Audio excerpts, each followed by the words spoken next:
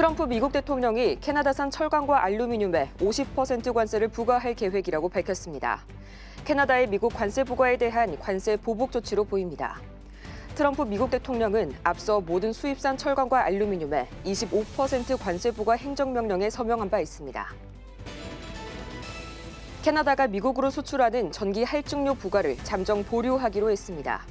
미국 상무부는 러트닝 미 상무장관과 포드 온타리오 주지사가 양국 경제관계에 대해 생산적인 대화를 나눴다고 밝혔습니다. 4월 2일 미국 캐나다 상호 관세 부과 시한을 앞두고 있어 갈등 완화 가능성이 주목됩니다. 미국 노동시장의 수요 흐름을 보여주는 구인 규모가 1월 들어 전월 대비 소폭 증가했습니다. 이는 다우존스가 집계한 전문가 전망치에 거의 부합하는 수준입니다. 지난해 9월 3년 8개월 만에 최저 수준으로 떨어진 구인 건수가 완만한 반등 흐름을 보이고 있습니다.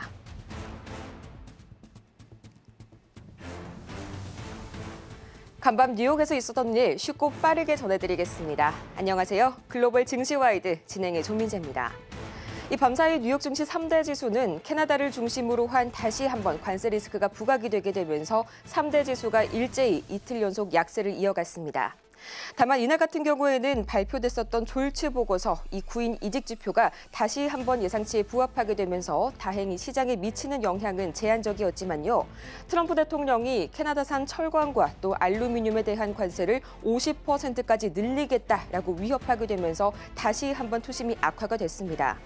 또 여기에 이내 추가 관세의 철회를 다시 한번 생각하겠다고 밝혔지만 이 지수를 양전시키기에는 역부족이었습니다. 네, 역시나 이처럼 수많은 뉴스들이 쏟아지는 간밤이었습니다. 이 관세에 대한 우려가 계속해서 커지고 있는 상황인데요. 자세한 마감 상황 살펴보겠습니다. 네, 뉴욕 증시 3대 지수 모두 다 하락으로 마감했습니다. 특히 기술주 중심의 나스닥 지수 장중 내내 상승 흐름을 보였었는데요. 결국에는 장 마감으로 갈수록 낙폭을 그리더니 하락으로 마감했습니다. 0.18% 하락했습니다. S&P 500 지수 또한 0.76% 하락했고요. 다우존스 지수 역시도 1.14% 하락하며 낙폭을 조금 더 키웠습니다. 빅스 지수는 한때 28포인트를 가리키면서 좀 공포감을 키웠습니다. 또 이어서 살펴보겠습니다. 미 10년물 국채금리 1.64% 상승하며 거래되고 있고요. 또 필라델피아 반도체 지수 좀 더 큰 빅테크들의 좀 낙폭이 있었던 만큼 아직은 그래도 마이너스권에 머물러 있다는 점 포착해 볼 수 있습니다. WTI 국제유가 0.89% 상승하며 배럴당 66달러에 거래됐습니다. 그럼 이어서 히트맵 열어서 자세한 종목 흐름도 체크해 보겠습니다. 히트맵 전반적으로 혼조세 보이고 있습니다. 그래도 어제 참 낙폭이 강했었는데요. 오늘 그래도 빅테크 주들은 조금은 좀 회복하는 모습을 보이기도 했습니다. 이 팔란티어 2% 상승 흐름 보여지기도 있고요. 오라클에서는 3% 하락을 했습니다. 어제 오라클이 실적 발표를 했었는데요. 전년 동기 대비해서 매출은 늘었지만 시장 예상치를 밑돌았다라는 수치가 나왔습니다. 이에 대한 기대, 실망감이 더욱더 큰 것으로 보입니다. 리테일 트레이드 부분도 보겠습니다. 아마존과 월마트 좀 상반된 흐름 보여줬는데요. 월마트는 0.43% 하락하면서 마감했습니다. 이 경기 방어주 의료 기술 섹터 쪽으로도 보겠습니다. 여전히 그래도 빨간불 켜주면서 약간은 하락하는 흐름 계속해서 이어지고 있습니다. 에너지 섹터 쪽으로도 2%대 계속해서 하락 흐름 이어지고 있다는 점도 포착해 보시기 바랍니다. 또 이 밖에 이 캐나다산 철강과 알루미늄 수입품에 대한 관세를 추가로 인상할 것이다라는 지시가 나왔습니다. 뉴코, US 스틸 등 이 철강주들이 동반 상승을 하고 있는데요. 관세 인상 조치로 인해서 미국 철강 업계들이 이 수혜를 입을 것이다라는 기대가 계속해서 불러일으켜지고 있습니다. 이어서 M7 마감 상황도 살펴보겠습니다.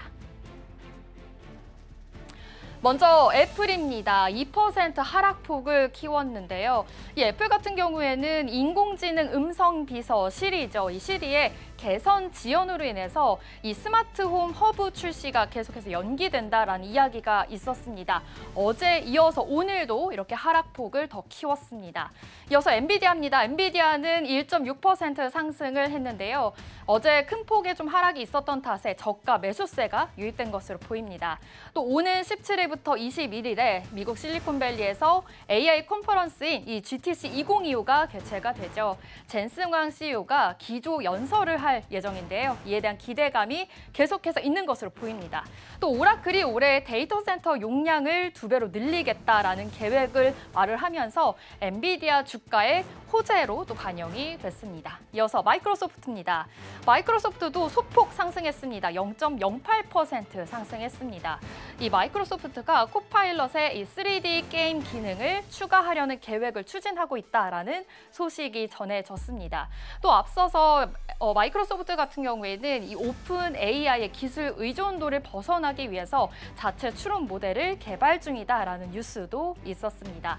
아마존닷컴 1.05% 상승하면서 어제의 낙폭을 조금 만회하는 모습이었습니다. 이어서 살펴보겠습니다.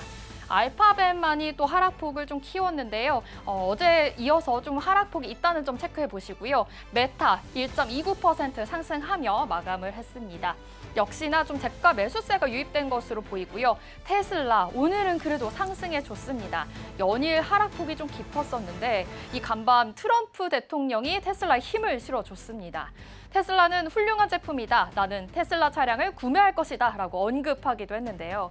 또한 이 테슬라 차량에 대한 공격이 있을 경우에는 국가 테러로 지정하겠다라는 이런 발언까지도 하기도 했습니다. 이에 대한 소식에 테슬라 주가가 점점 오르기 시작을 했는데요. 결국에는 3% 상승하면서 마감했습니다. 그럼 글로벌 이슈 소식도 살펴보겠습니다. 도널드 트럼프 미국 대통령이 12일부터 캐나다산 철강 관세를 다른 나라의 2배인 50%로 올리겠다라고 한 발언에 대해서 철회하거나 완화할 가능성이 있다고 밝혔습니다. 앞서 트럼프 대통령은 자신의 SNS를 통해 온타리오주가 이 미국으로 들어오는 전기에 대해서 25% 관세를 부과하는 것에 대한 보복 조치로 상무부 장관에게 캐나다에서 들어오는 모든 철강과 알루미늄에 25%의 관세를 추가해 50%로 할 것이라고 지시했다고 전했습니다. 이와 관련해서 온타리오 주지사는 이 전력에 대한 추가 관세를 중단하겠다라는 의사를 밝힌 건데요. 트럼프 대통령은 이 캐나다는 미국의 유제품에 대한 250에서 390%의 반미국 농민 관세를 즉각 철폐해야 된다라고 말했습니다. 또 캐나다가 오래되고 심각한 관세를 내리지 않을 경우에는 나는 4월 2일 미국으로 들어오는 자동차 관세를 더욱더 대폭 올릴 것이다라고 예고하기도 했습니다. 이 조치에 캐나다에서 이 자동차 제조업은 영구적으로 문을 닫게 될 것이다라고 엄포를 놓기도 했는데요. 이 캐나다의 미국 편입 주장을 되풀이하기도 했습니다. 유일한 해결책은 캐나다가 미국의 51번째 주가 되는 것이다라고 말을 하면서 그렇게 관세와 또 그 밖의 모든 것이 완전히 사라지게 될 것이다라고 덧붙이기도 했습니다.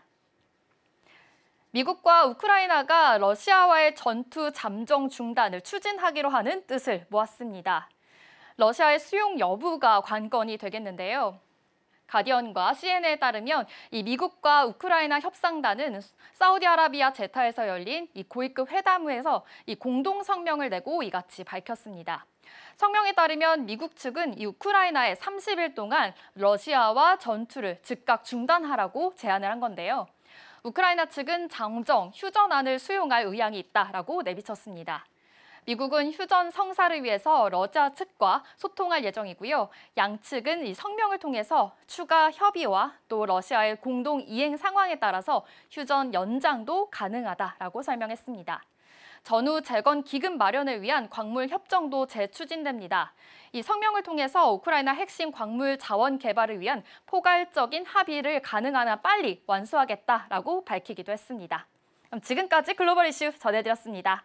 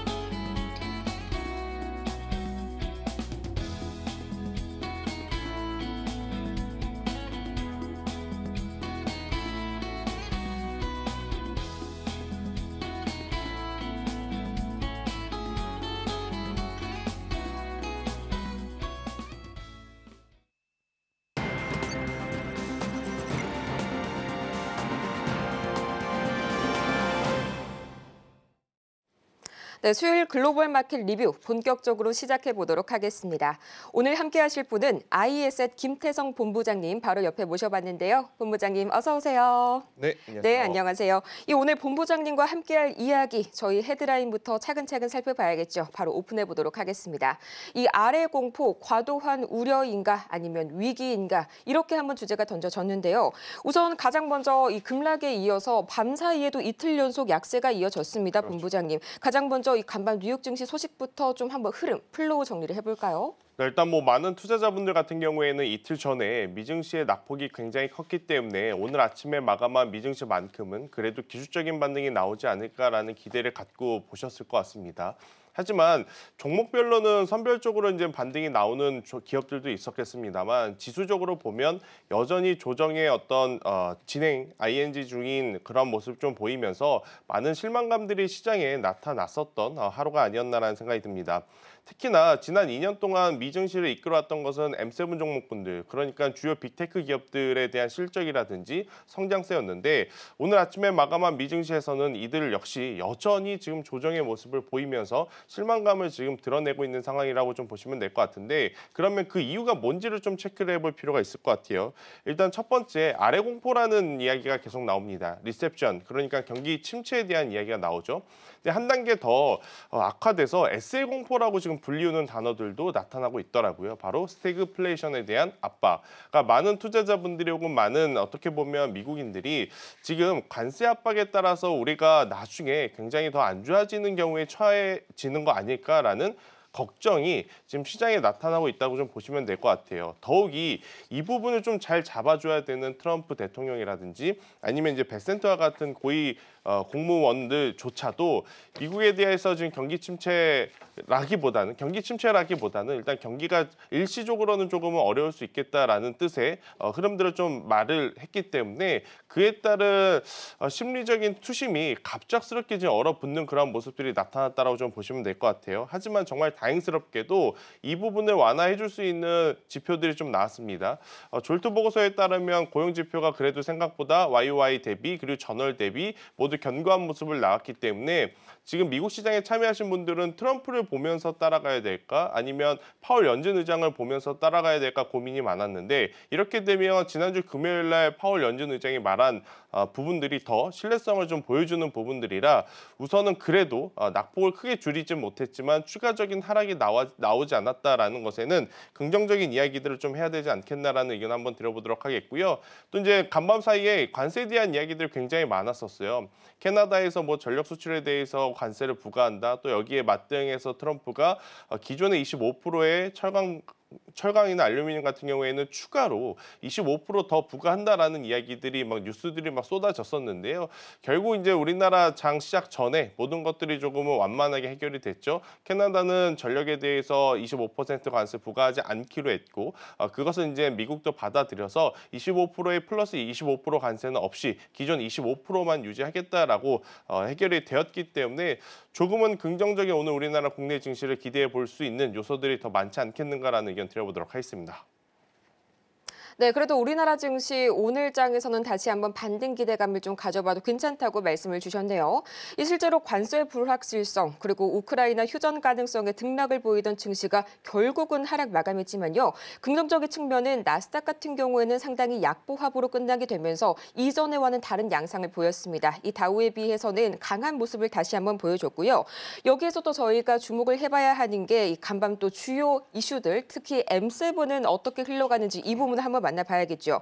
그래도 상당히 긍정적이었습니다. 네. 이 전날에 과도했던 낙폭에 비하면 다시 한번 되돌림 보여주는 그런 종목들이 많았는데요. 가장 먼저 좀 눈길을 끄는 게 아무래도 테슬라 이야기가 좀 아닐까 싶습니다.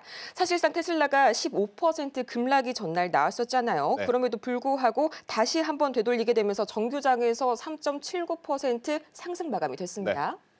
일단 테슬라 같은 경우에는 최근에 가장 많이 언급이 되는 기업들 중에 하나인 것 같습니다. 그도 그럴 것이 작년 3분기부터 트럼프 효과를 좀 받아가면서 굉장히 강하게 상승을 했다가 불과 2달에서 2달 반 사이에 그 상승분을 모두 지금 반납하고 있는 그러한 상황이다 보니 많은 투자자분들이 지금 테슬라를 사야 되는 것이 맞는 것일까 아니면 비중을 축소를 해야 되는 것이 맞는 것일까 고민이 굉장히 깊어지는 것 같아요. 우선 급격하게 테슬라의 주가가 떨어진 이유를 체크를 해보면 일단 두 가지입니다. 유럽에서의 판매량의 감소가 계속 이어지고 있다는 거죠. 그런데 왜 유럽에서 판매량이 이렇게 급감을 하는 것일까? 바로 일론 머스크 CEO의 정치적인 성향이 조금은 드러나면서 이 부분에 대해서 유럽인들이 굉장히 강한 반발심을 지금 나타내고 있다고 좀 보시면 될 것 같아요. 지금 테슬라 매장 곳곳에는 뭐 유리창을 깨거나 아니면 이제 테슬라 전기차에 이제 불을 태우면서까지도 반발 시위를 하고 있을 정도로 반감이 심한 그러한 상황이다 보니 자연스럽게 소비에 대한 혹은 수요에 대한 부분들이 줄어들 수밖에 없고요. 그 전에도 이미 계속해서 조금 줄어들어 왔었죠. 중국의 이제 BYD에 밀려서 유럽 증시에서 그러다 보니 지금 테슬라의 본업인 아무리 이제 전기차 프레임을 벗어나서 스페이스X라든지 휴머노이드와 같은 로봇으로 진출한다 하더라도 지금 당장의 캐시카우 역할은 전기차가 해줘야 되는데 이것들이 해주지 못한다라고 하면 앞으로 나아감에 있어서 또 발목을 잡게 되는 부분들이 있지 않겠는가라는 걱정들이 많은 그러한 상황이다 보니까 테슬라의 주가가 이틀 전에 많이 빠졌다가 오늘 아침에는 기술적인 반등을 보이면서 230불 위로 다시 한번 올라오긴 했습니다. 하지만 일련에 제가 앞서 언급드렸던 모든 것들이 사실 단기적으로 해결될 요소 그리고 해결이 되었다 그래서 당장 2차 전지 혹은 테슬라 전기차 수요에 또 불을 또 지펴줄 수 있는 부분들은 아니라서 시간이 조금 더 필요하지 않겠는가라는 생각이 들어 테슬라 같은 경우에는 반등이 나올 때 나오더라도 그 반등의 한계선이 조금은 보일 수 있지 않겠는가라는 생각이 들고 있고 그리고 이제 지난 4분기 실적 기준으로 보면 메타가 엄청나게 큰 성공을 거뒀었죠. 그러니까 우리가 생각한 것보다 굉장히 높은 이제 광고단에서의 매출이 포인트였는데 지금 이제 다가오는 1분기, 2분기 실적에는 그 전분기에 높은 실적에 대한 부담감을 안고 있어서 그에 따른 지금 실망 매물이 나왔다라고 좀 보시면 될 것 같아요. 그래서 테슬라는 본업에서의 어떤 성과가 조금은 감소하는 모습, 메타 같은 경우에는 본업에서의 성과는 크게 변화는 없는데 투심 자체가 지금 여러 가지 관세라든지 대내의 변수 때문에 좀 약화되다 보니 일부 차익 물량이 나오면서 M7 종목분들에 대한 이 시비가 엇갈렸었다라고 설명드리도록 하겠습니다. 네, M7 종목이 간밤에 상당히 희비가 엇갈렸었죠. 어떤 이유 때문인지 궁금했는데 굉장히 또 명쾌하게 정리를 잘 해주셨습니다. 자, 테슬라 같은 경우에도 상당히 해볼 이야기가 많았었죠. 이 전일 급락에 따른 되돌림이 유입되면서 상승 출발을 했지만요. 이 트럼프의 대캐나다 철강 추가 관세 발표로 인해서 이 투입 비용에 대한 우려가 아무래도 안 나올 수가 없었습니다. 하지만 우크라이나의 휴전 발표에 부족했던 이 호재성 재료가 다시 한번 유입이 되게 되면서 상승을 확대했죠. 또 여기에 트럼프 대통령이 테슬라 차량 좋은데 이 머스크는 상당히 부당한 대우를 받고 있어 이런 식으로 이 장마감을 앞두고 다시 한번 이 힘을 실어주는 발언을 하자마자 7% 가까이 좀 상승이 나와줬습니다. 자, 다음으로는 저희가 또 이야기를 안 해볼 수가 없는 게 엔비디아 소식 또 추가로 한번 전해봐야겠죠. 네. 이 엔비디아가 사실 또 오라클과 관련해서 이 GB200 칩을 포함하는 AI 훈련 클러스터 구축을 발표를 했습니다. 그럼에도 불구하고 전일 큰 폭 하락 후에 이 반발 매수세가 유입이 되면서 힘이 다시 한번 실어지는 모습을 보였는데 1.6% 반등이면 조금은 좀 아쉽다 하는 생각이 들기도 하는 그런 상승폭이네요. 네, 일단 지금 엔비디아를 바라보시는 분들 중에 이제 많은 부분의 이제 고민은 추세가 무너진 것인가 아니면 지금이라도 현재 가격을 이용해야 되는 것인가에 대한 고민일 것 같습니다. 개인적으로는 뭐 추세가 무너졌다라고 볼 수는 없을 것 같아요. 왜냐, 엔비디아가 지난 2년 동안 엄청나게 많이 올라온 상황에서의 조정이기 때문에 충분히 조금은 더 좋은 모습을 보이기 위해서는 가격 조정이 되었든 혹은 기간 조정이 되었든 일시적인 조정은 불가피했었던 상황에서의 흐름들이라서 벌써부터 부정적으로 생각하실 필요는 없지 않겠는가라는 의견 한번 드려보도록 하겠고요. 대신에 그러면 상승할 요인이 아직도 여전히 많이 남아있는가? 이거는 좀 더 지켜봐야 될 것 같습니다. 왜 지켜봐야 되느냐면 일단 지난 가이던스 콜에서 두 가지의 이제 체크 포인트를 우리가 유심히 봐야 될 것 같은데 첫 번째로는 블랙엘 아키텍처에 대한 수요가 정말로 올해 여름쯤에 이제 양산에 대한 부분들이 반영이 되어서 실적에 반영받는지를 한번 봐야 될 것 같고요. 두 번째로는 계속 발열에 대한 이야기가 소문만 무성하지 엔비디아가 콕 집어서 어떤 부분을 통해서 발열을 잡겠다라는 이야기가 지금 없는 상황이거든요. 그러다 보니까 투자자들이 계속 순환매를 돌리면서 발열을 잡기 위해서는 유리기판이 필요할 거야, 액체 냉각이 필요할 거야, 액침 냉각이 필요할 거야. 그런 것들이 이제 테마를 형성을 하며 빠르게 움직이고 있는데 엔비디아에서 이 부분을 정확하게 좀 짚어서 우리에게 이제 가이던스를 줄 때가 저는 힌트가 아닐까라는 생각이 들어 그 전에는 조정 시에 매수로 보시는 게 맞지 않나라는 의견 한번 드려보도록 하겠고요. 또 이제 추가적으로 보면 브로드컴도 그렇고 또 뭐 이틀 전에 나온 오라클이라고 하는 기업의 실적을 놓고 봤었을 때 AI에 대한 수요는 여전히 높다라는 것을 우리가 체크를 해볼 수 있는, 그러니까 추측을 해볼 수 있는 부분들이 많았던 것 같습니다. 그래서 지금 당장은 많은 빅테크 기업들이 돈을 펑펑 쓸 수는 없는 상황이죠. 관세에 대한 압박도 있고 또 그로 인해서 GDP도 지금 낮아질 우려도 지금 있는 상황에서 그러다 보니까 예전보다는 시설 투자라든지 장비 투자가 이루어지지 않겠다라는 실망감 때문에 현재는 하드웨어, 그러니까 HBM보다는 소프트웨어에 많이 집중하는 모습을 보이고 있긴 하지만 결국 돌고 돌아서 HBM 중심의 관심도는 다시 한번 또 올라올 가능성이 높아서요. 저는 엔비디아는 지금 당장 뭐 적극적으로 공략하자라는 것은 아니지만 조정이 나오게 되면 그 조정에 불편하시더라도 그리고 이제 걱정이 조금은 되시더라도 천천히 모아가는 전략은 어떨까라는 의견 드리도록 하겠습니다. 네, 천천히 모아가는 전략에 다시 한번 좀 초점을 맞춰보셔야겠습니다. 실제로 이 간밤에서는 엔비디아와 애플, 그리고 테슬라, 마이크로소프트, 팔란티어 이 정도가 다시 한번 좀 주목을 받았었죠. 아직까지는 완벽하게 무너졌다고 하기 애매한 그런 흐름 보여주고 있습니다. 다시 한번 집중을 해보시길 바라고요.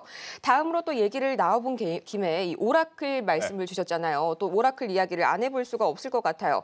사실 오라클이 현재 시간 10일이었죠. 이 장 마감 이후에 실적 발표를 했는데 예상보다는 조금 아쉬운 성적들을 많이 말을 해줬습니다. 뭐 물론 엔비디아와 등과의 새로운 계약 같은 것도 공개를 했는데 원래대로라면 이 정도 건의 계약이라면 거의 뭐 3% 아니면 뭐 10% 이렇게까지도 기대를 해봐야 하는데 사실상 약세로 마감이 됐었죠. 저도 사실 실적 발표와 그 이후에 컨콜을 좀 확인을 했었을 때 조금은 강하게 움직일 수 있겠다고 기대를 했었거든요.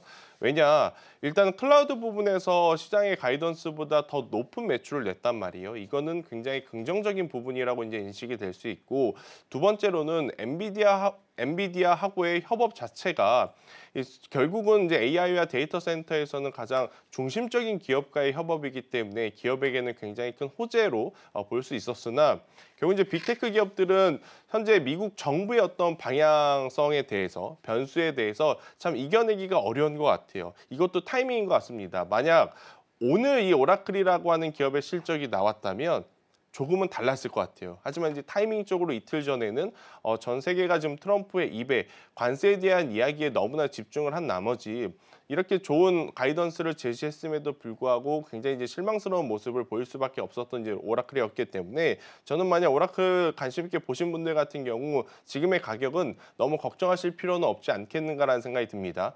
그러니까 하드웨어 쪽을 좀 바라보실 분들은 엔비디아에 조금 더 집중을 하시는 게 맞을 것 같고요. 대신에 이제 소프트웨어라든지 클라우드 쪽에 조금 더 이제 공감대가 형성되신 분들 같은 경우에는 현재 오라클도 이렇게 실적 자체가 우상향을 한다라고 하면 투자의 메리트는 여전히 지금 높은 상황이다라고 좀 보시면 될 것 같은데 지금 전체적으로 반도체 IT 우리나라뿐만 아니라 미국 반도체 IT 같은 경우에는 가장 이 내부의 적이 바로 트럼프인 것 같습니다. 트럼프가 좋은 이야기를 한다면 갑작스럽게 분위기가 바뀔 수는 있겠지만 계속해서 다른 나라하고의 이제 불편한 관계가 이어진다면 빅테크 기업들은 이런 뉴스를 아직은 이겨낼 힘은 없는 상황인 것 같아요. 그러면 투자자의 입장에서는 어떻게 매매 전략을 짜야 되느냐? 시세가 날 때 쫓아가기보다는 오히려 시세가 조금은 이제 줄어들었을 때 조정이 나왔을 때 그 조정을 이용하는 매수가 미국의 빅테크 혹은 미국의 기술주들을 트레이딩하는 가장 알맞은 전략이지 않겠는가라는 의견까지 제시드리도록 하겠습니다. 네, 확실히해서는 M7의 이런 주가 흐름과 더불어서 오라클도 궤를 비슷하게 하는 것 같습니다. 다만 이 호재에도 불구하고 그 실적은 상당히 좀 아쉬웠고요. 이 때문에 주가 약세가 비롯됐다는 점 저희 다시 한번 명쾌하게 설명 잘 주셨고요. 그렇다면 이번 주에 또 남은 이런 일정들을 하나하나 체크를 해봐야 할 텐데 상당히 좀 중요 이슈들이 많이 기다리고 있습니다. 가장 먼저 오늘 밤이죠. 이 미국의 2월 CPI 기다려주고 있고요. 또 PPI 계속해서 이 관련해서 물가 지표들이 관세 영향을 그대로 받아가는 모습들이 나오고 있잖아요. 이 부분들이 가장 많이 좀 걱정이 되고 또 가장 중요한 게 금요일 3월 미시간대 소비 심리 그리고 기대 인플레이션이 원래는 그렇게 시장의 주목을 받는 지표는 아니었지 않습니까? 그런데 최근 들어서 상당히 다시 한번 시장을 쥐락펴락하는 그런 지표가 되고 있습니다. 이번 주에 좀 중요하게 체크해야 될 부분 그리고 연계해서 주목해야 할 업종과 종목 어떤 게 있을까요? 일단 이번 주는 미국 증시의 지표가 가장 중요할 것 같고요. 다음 주에는 우리나라의 어떤 이 수급 움직임이 굉장히 중요한 흐름이 될 것 같습니다. 이번 주의 출발은 간밤에 나온 졸트 보고서부터 우리가 천천히 살펴보게 되었을 때 충분히 CPI라든지 PPI 같은 경우에는 예측이 어느 정도 이제 가능하지 않을까라는 생각이 들어요. 생각보다 구인 활동이 활발했다는 것은 최근에 나온 아래 공포 혹은 이제 스태그플레이션에 대한 공포를 어느 정도 완화해주는 역할로 이제 작용이 될 가능성이 높고 실제로 YOY 대비보다 전월 대비 지금 이 졸트 보고서를 통한 구인 활동의 활발함을 확인을 했기 때문에 CPI, PPI 또한 예상 컨센서스에 부합하는 어떤 숫자들이 나올 가능성이 높다라고 좀 보시면 될 것 같아요. 물론 예측을 했는데 만약 그 예측이 벗어나게 되면 저는 유연한 대응이 지금 필요하다라고 보여지는데 가격적으로도 그렇고 지수의 위치적으로도 그렇고 저는 긍정적으로 보면서 투자의 어떤 전략을 짜보시는 게 지금은 가장 적합하지 않을까라는 생각이 들고 있고요. 지금 미국은 실적이 다 발표가 되었습니다. 여기에 이제 지표를 바라보고 있는 상황이고 여기에 또 트럼프의 발언에 더 주목을 하는 상황인 것 같은데 지표는 정말로 잘 끝났습니다. 향후의 가이던스도 다들 이제 높게 잡아가면서 여전히 긍정적인 모습을 좀 보이면서 잘 끝났고 지표도 지난주와 지지난주 같은 경우에는 계속해서 이제 PC 물가 지표가 서로 혼재되면서 어디로 지금 방향을 잡아야 되느냐 궁금함이 많았지만 이번 주 시작된 졸트 보고서 굉장히 괜찮게 나오면서 결국 이제 앞서 제가 한번 언급드렸다시피 트럼프보다는 파월 의장의 어떤 발언에 조금은 더 집중을 하면서 많은 투자자분들이 이제는 트레이딩 전략을 세울 가능성이 높기 때문에 지표에 대한 걱정은 크게 하실 필요는 없지 않겠는가. 대신에 내가 지금의 조정을 이용해서 어떤 산업과 어떤 종목을 이제 컨택을 해야 될 거냐 이 부분은 고민이 많이 될 것 같습니다. 가격적으로 메리트가 있는 쪽은 당연히 빅테크일 수는 있겠지만 만약 여기서 반등이 빠르게 나오지 않을 때는 이 빅테크 기업들은 시간이 많이 필요하다라고 좀 보여질 수는 있을 것 같고요. 저는 지금 당장 그동안에 먼저 매를 맞았기 때문에 조금은 더 빠르게 움직일 수 있는 쪽을 어디냐라고 봤었을 때 저는 여전히 에너지 쪽을 여러분들이 꼭 보셨으면 좋겠다 생각이 들어요. 에너지 하면 크게 우리가 알고 있는 전력기기도 물론 중요하지만 지금 간밤에 원전주들도 한번 시세가 좋았었고 또 플러스 신재생 에너지 단원에서 퍼스솔라를 대표하는 태양광 에너지의 흐름도 굉장히 좋았던 것을 좀 한번 돌이켜보면 오늘 우리나라 증시 반도체 IT가 강한 상승세를 보여주기보다는 추가 하락이 나오지 않고 견고하게 잘 버텨주고 있는 상황 속에서 순환매가 돈다 했었을 때 에너지 관련 종목분들도 한 번 더 좋은 시세를 낼 가능성이 높지 않겠는가라는 의견까지 드리도록 하겠습니다. 네, 말씀 주신 대로 지표 같은 경우에는 예상대로 선방하는 모습들이 나와주고 있습니다. 가격적으로도 또 위치적으로도 긍정적인 구간이다라고 말씀을 주셨고요. 당장은 트럼프 대통령보다는 파월 의장의 한마디에 또 빅테크보다는 에너지 쪽에 특히 주목해봐야 한다고 실마리를 주셨네요. 자, 이렇게 오늘도 IES의 김태성 본부장님과 함께 이야기 나눠봤습니다. 본부장님, 감사합니다.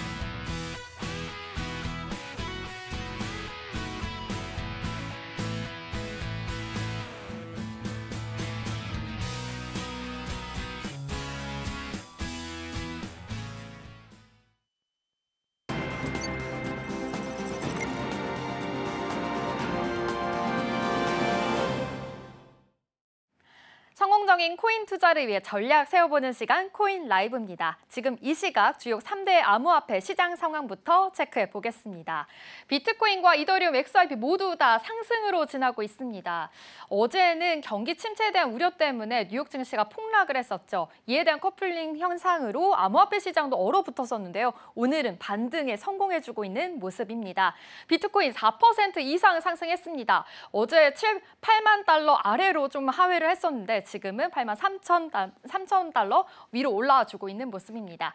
이더리움 3% 상승하고 있고요. 이 리플 또한 6% 상승 흐름 보여지고 있습니다. 이 리플 같은 경우에는 SEC와의 소송이 계속해서 장기전으로 연장이 되면서 좀 불확실성이 있었는데요. 오늘은 그래도 상승으로 지나고 있습니다.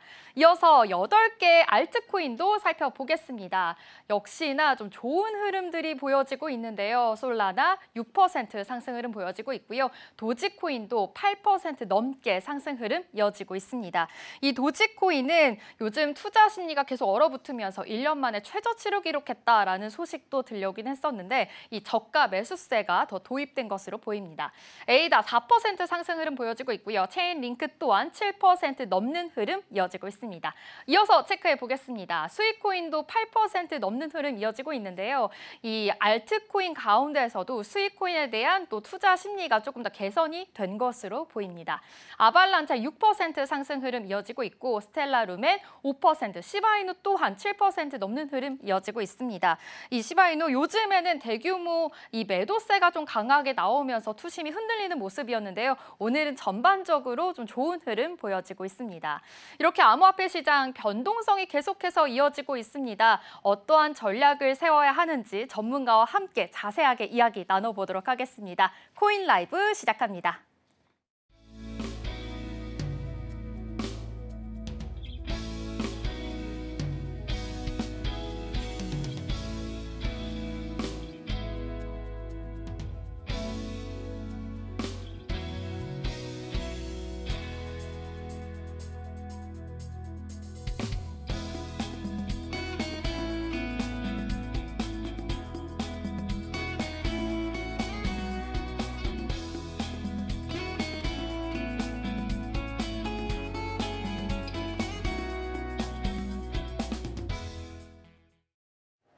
네, 코인 시장의 이슈 분석, 또 투자 전략까지 살펴보는 시간입니다.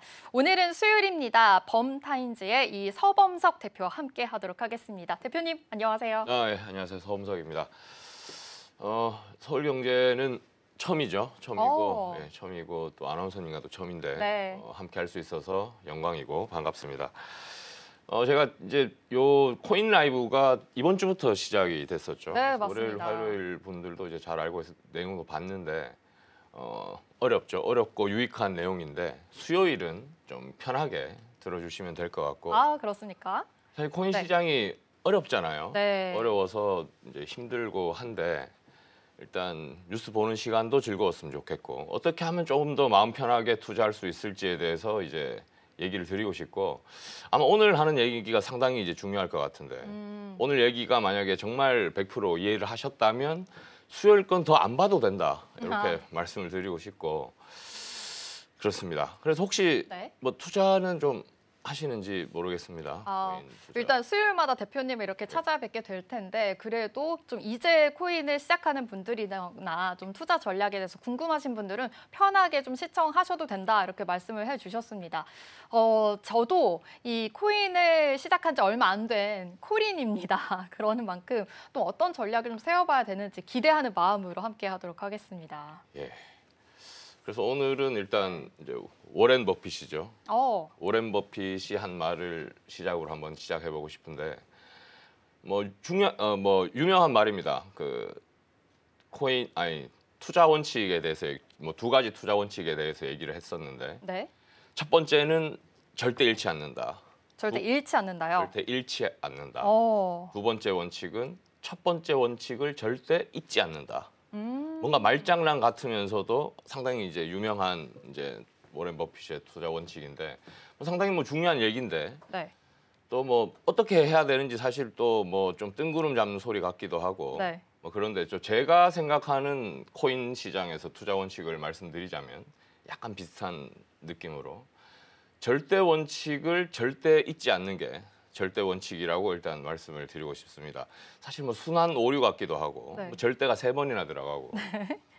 근데 그만큼 이제 절대로 이제 원칙을 지켜야 된다는 얘기고 지키기가 어렵다는 얘기입니다.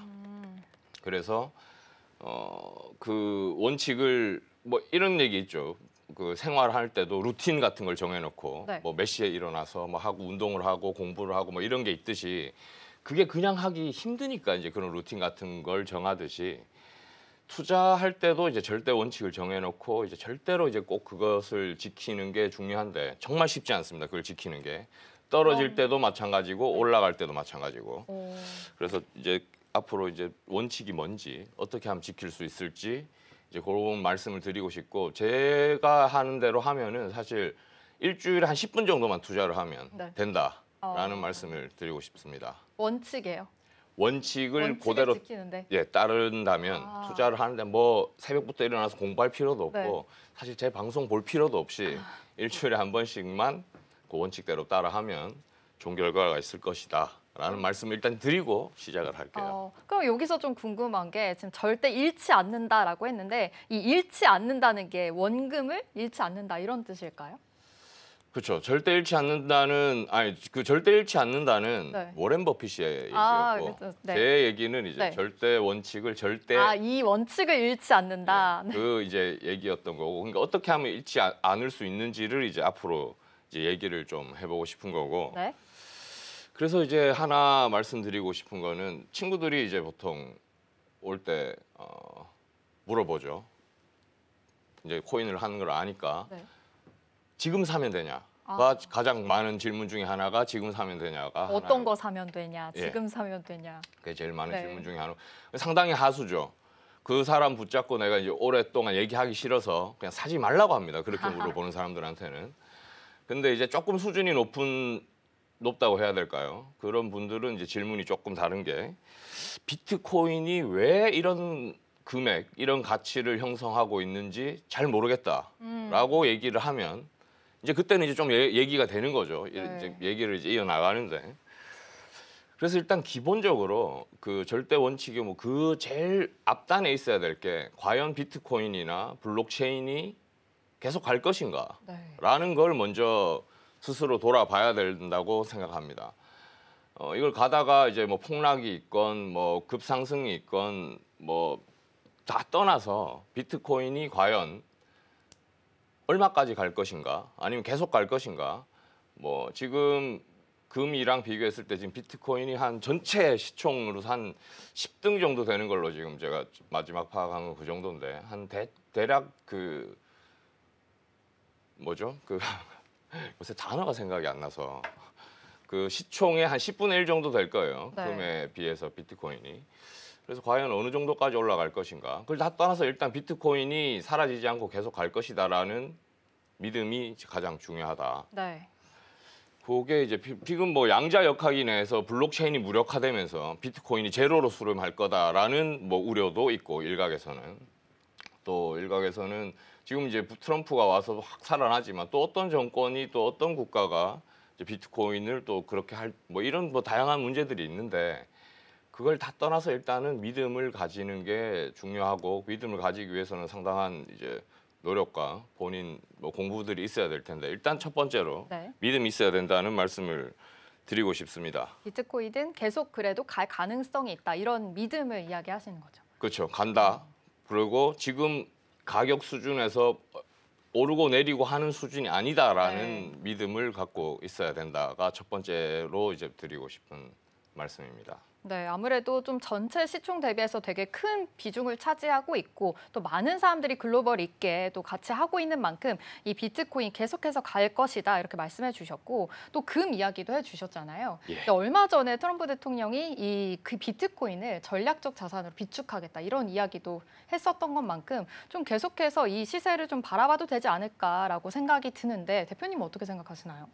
간단히 얘기해서 지금 금을 만약에 지금 금이 이제 가치 저장 수단으로서 이제 가장 그거잖아요. 전체 네. 시총도 그렇고 금 이제 부피가 크고 보관과 이동만 생각하더라도 금을 만약에 옮긴다. 실제로 옮긴 일은 많지는 않지만 금을 실제로 옮겨야 되고 금고에 보관을 해야 되고 그걸 지키기 위해 상당한 비용이 드는 반면에 네. 비트코인 같은 경우에는 비용이 뭐 안 드는 거죠 거의. 네. 그런 측면을 봤을 때는 상당히 뭐 맞는 얘기다. 그래서 그게 언제 얼마나 이게 대체가 될 건지 얼마나 더 이게 더 커질 건지 그건 봐야 되겠지만 저는 뭐 그런 쪽으로 생각을 하고 있는 그게 이제 첫 번째입니다. 지금 믿음에 대한 얘기를 지금 짧게 얘기할 수가 없어서 그런데 앞으로 조금씩 이제 풀어 나가야 될 텐데 네.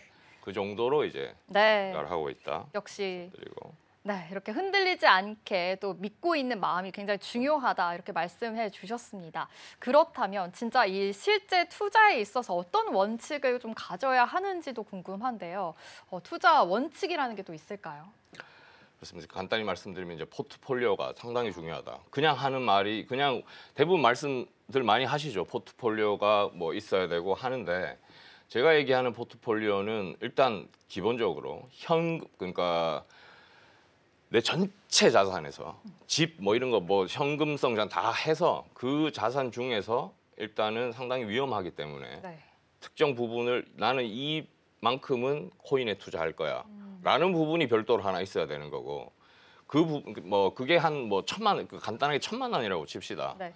1,000만 원을 난 지금 이제 거래소 계좌에 넣을 거야 했을 때 그걸 일단 현금과 코인 비중을 칼같이 나눠야 됩니다. 이건 난 절대로 지키겠다. 네. 코인 5대 현금 5 혹은 난 조금 위험하게 할 거니까 네. 코인 7대 현금 3 아니면 나는 안전하게 갈 거야. 네. 그럼 코인 3대 뭐 현금 7 그 비중은 이제 각자 성향에 따라서 해야 되는데 여기서 제일 중요한 거는 네. 이 비중을 절대로 지켜야 된다는 겁니다. 자기가 정해놓은 이 비중을. 예. 어. 근데 그게 쉽지가 않거든요. 네. 폭락이 있을 때도 그렇고 폭등이 있을 때도 그렇고 네. 그게 지키기가 정말 쉽지가 않은데 일단은 그 원칙이 제일 중요하다. 정말로.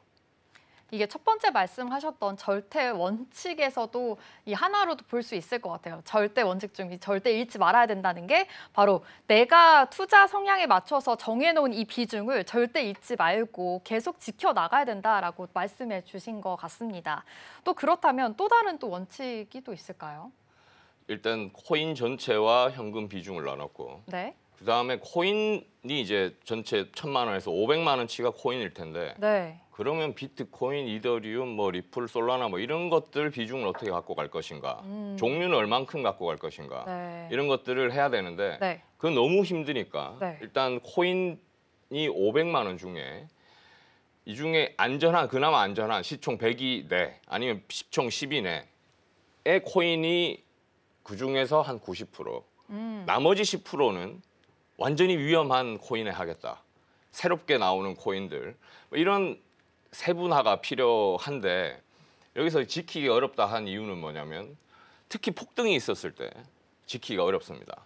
또 하면 또 이길 수 있을 것 같고 그래서 그 현금 딴 것보다 현금과 코인 비중은 절대로 지켜야 된다는 말씀을 다시 한번 드리고 그래서 지금 시간이 조금 부족해서 그런데 지금 일단 그거 얘기를 좀 드리고 싶습니다. 아까 위험한 코인 네. 투자 얘기를 지금 뭐 보통 거래소에서 하는 코인들은 대부분 아실 테니까 네.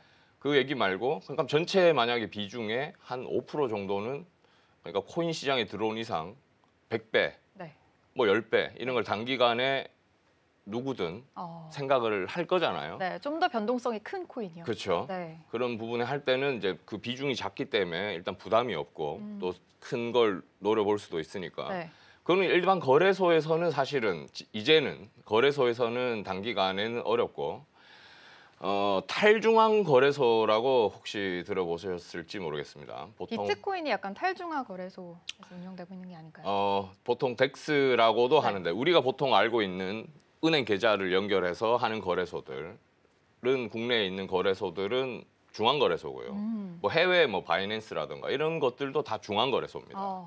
중앙 거래소고 네. 그건 이제 운영 주체가 있기 때문이죠. 근데 탈중앙 거래소라고 하면은 일단 블록체인을 무한대로 펼쳐져 있는 바둑판 격자 모양이라고 생각을 해봅시다. 네.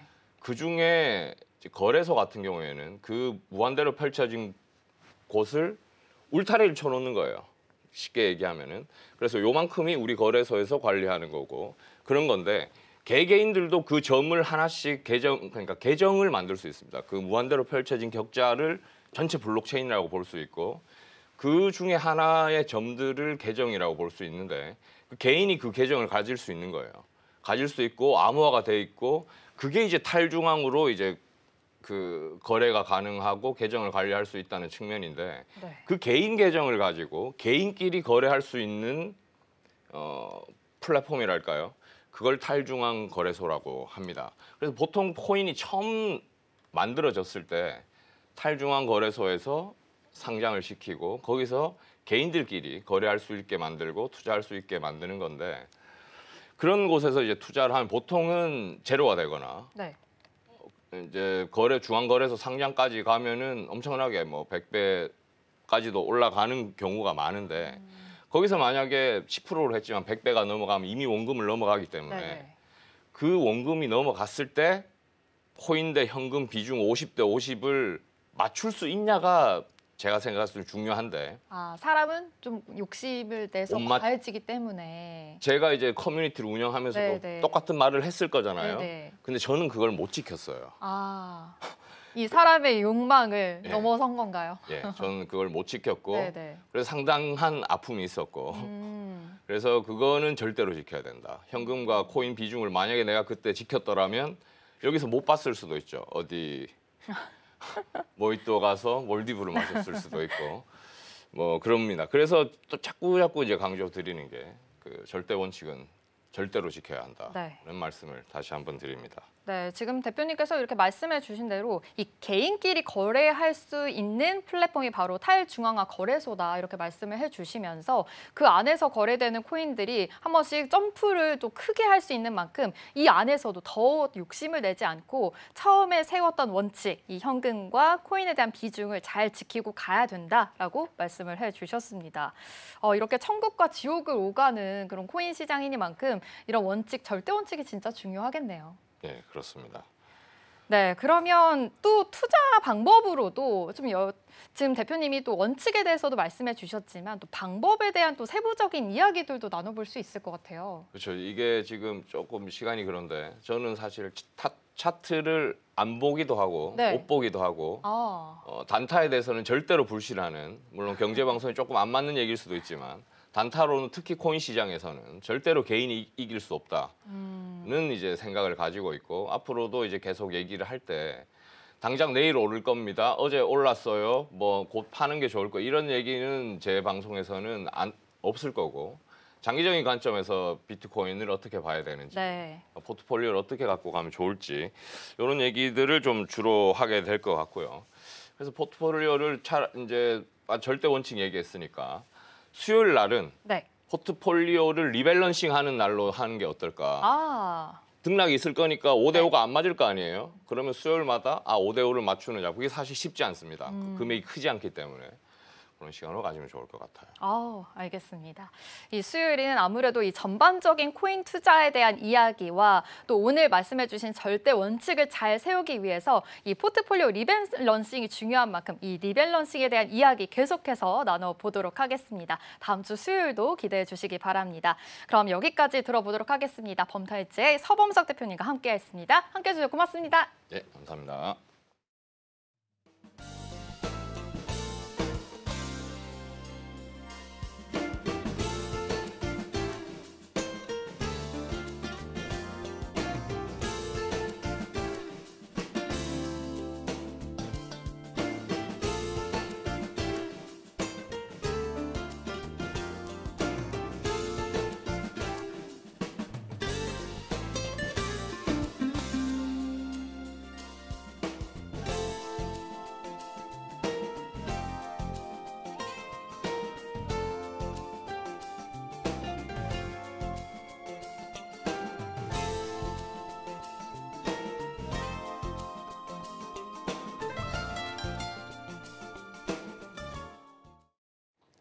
3월 11일 수요일 저희 글로벌 증시와이드가 준비한 소식은 여기까지입니다.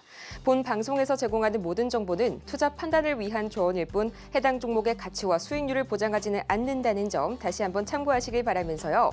저희는 다음 이 시간에 더 유익하고 알찬 소식 들고 돌아오도록 하겠습니다. 오늘도 함께해 주신 여러분 고맙습니다.